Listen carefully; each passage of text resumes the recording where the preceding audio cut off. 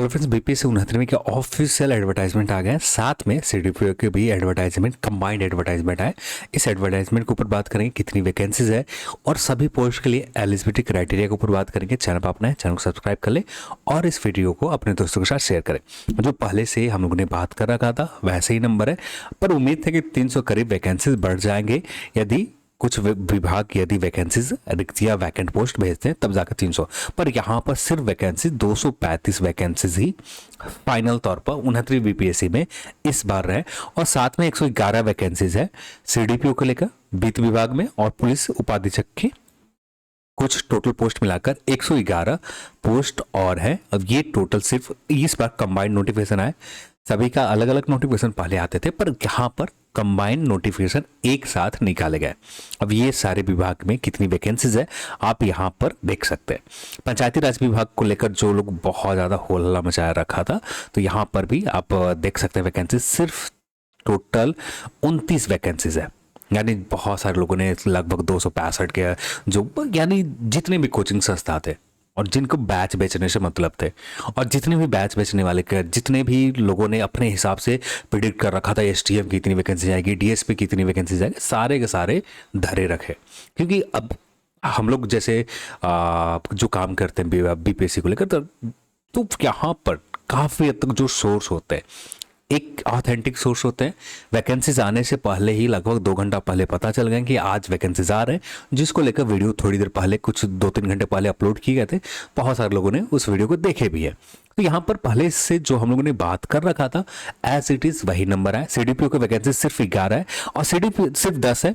CDPO vacancies के ऊपर बात करें तो यहाँ पर ये वैकेंसीज प्री एग्जाम से पहले बढ़ाए जा सकते हैं, पर ये इसका कंफर्मेशन 100% श्योर ना रहे क्योंकि 100% ये बढ़ाए जाएंगे, पर पॉसिबिलिटी हाई है कि यहाँ पर वैकेंसीज बढ़ाए जाएंगे क्योंकि सीडीपीओ के 100 रिक्तियां और भेजे अभी आयोग के पास भेजे नहीं गए। समान प्रशासन लेवल के ऊपर ये जीएडी लेवल के ऊपर ये यदि इसका अप्रूवल हो जाते हैं तो 100 वैकेंसीज में से करीब तो 60% वैकेंसीज करीब तो आपको ऑफिशियल वेबसाइट के ऊपर अपडेट यहाँ पर सीडी वैकेंसीज को अपडेट किया जाए, यानी बढ़कर ये वैकेंसीज 70 के करीब जा सकते हैं या इसको बिलो रह सकते हैं।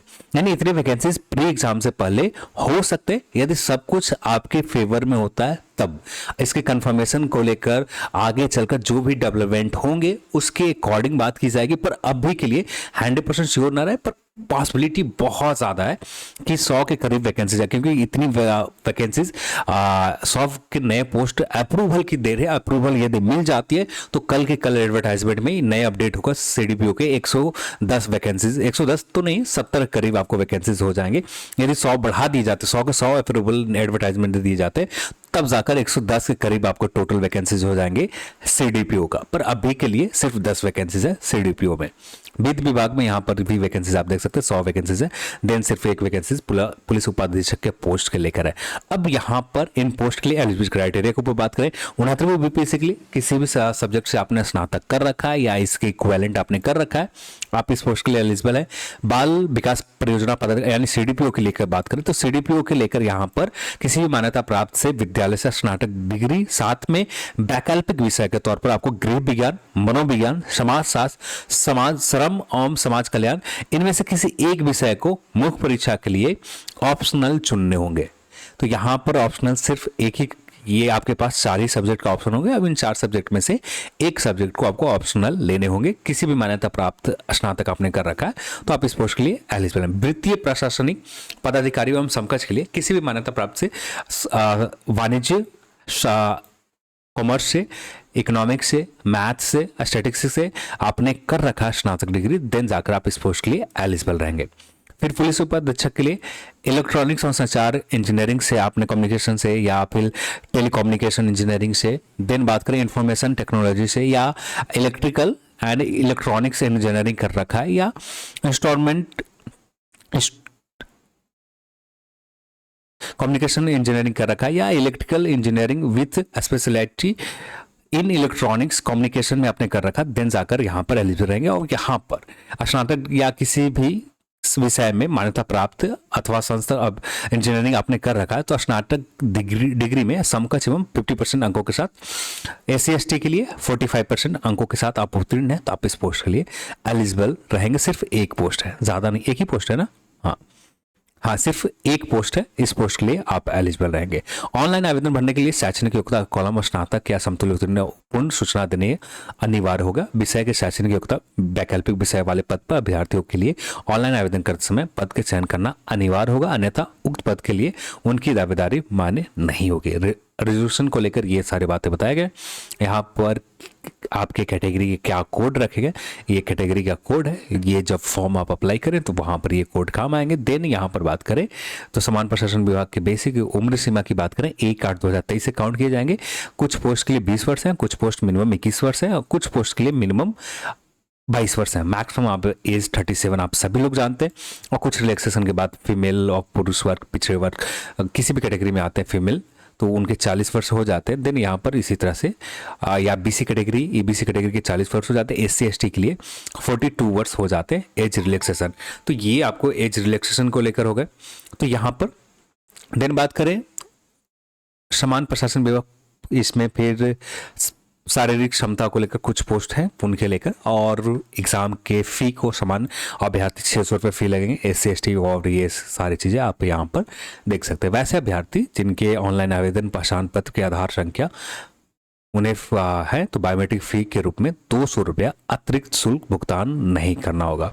वैसे अभ्यर्थी के लिए जो ऑनलाइन आवेदन में पहचान पत्र के रूप में आधार संख्या यदि मेंशन करते हैं तो उनको बायोमेट्रिक फ़ी के रूप में 200 रुपया पे नहीं करने होंगे। यदि आप नहीं करते हैं तो बायोमेट्रिक फ़ी के तौर पर 200 और लिए जाएंगे। टोटल आपको 800 फ़ी पे करने होंगे, तो ये ख्याल रखने। देन प्रारंभिक परीक्षा का आप सिलेबस जानते ही है, और यहाँ पर 29वीं बीपीएससी की प्रारंभिक परीक्षा का सिलेबस है। देन आपको ऑप्शनल सब्जेक्ट को लेकर यहाँ पर सारी जानकारी दे दी गई है।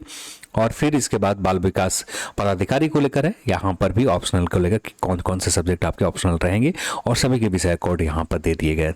तो सारे पोस्ट के सिलेबस को लेकर है और यहाँ पर कुछ बेसिक जानकारी दी गई, और यहाँ पर आप एक बार पढ़ लें। देन बात करें फॉर्म अप्लाई के डेट जो है 15/7/2023 से ऑनलाइन आवेदन पर स्टार्ट होंगे, यानी 15 जुलाई 2023 से अप्लाई स्टार्ट होगा, जो चलेंगे 5 अगस्त 2023 तक। तो अप्लाई सिर्फ ये 2 डेट में चल रहे हैं। 15 जुलाई से आपका स्टार्ट हो गया और 5 अगस्त से आपका फॉर्म 5 अगस्त तक फॉर्म अप्लाई होंगे। देन पीडीएफ फॉर्मेट जो भी बेसिक जानकारी है आप यहाँ पर उन सभी बेसिक जानकारी को देख सकते हैं। और यही आपका बीपीएससी 29वीं के नोटिफिकेशन आ गए। कोई भी डेवलपमेंट होते हैं, कोई भी इन्फॉर्मेशन निकल कर आती है, उन सभी इन्फॉर्मेशन के ऊपर बात की जाएगी। और बहुत जल्द कम्युनिटी पोस्ट में जो लिंक दे रखा उन लिंक से जाकर चैनल सब्सक्राइब कर ले, और जिससे ज़्यादा एक्यूरेट, ज़्यादा सही समय पर आपको इन्फॉर्मेशन मिलती रहे। काफ़ी हद तक जितने भी इन्फॉर्मेशन आ रहे हैं सारे इन्फॉर्मेशन के अब ऑथेंटिक लेवल बहुत हाई हो चुका है, पहले वाली बात नहीं है। अब ज़्यादातर जितने भी हैं इन्फॉर्मेशन को लेकर काफ़ी हद तक पहले से अच्छा काम किए जा रहे हैं। और बहुत जल्द कुछ आयोग और बचे हैं, उन आयोग में भी कुछ ना कुछ इनपुट काम करने लगेंगे। तो जैसे ही कुछ इनपुट मिलने लगते हैं वैसे ही वहाँ पर भी ऑथेंटिक लेवल किसी भी नोटिस के ऊपर वीडियो में बहुत ज़्यादा बढ़ जाएंगे। तो चलिए आज के इस वीडियो में इतना ही, और इस वीडियो को देखने के लिए आप सभी को बहुत बहुत धन्यवाद। जय हिंद।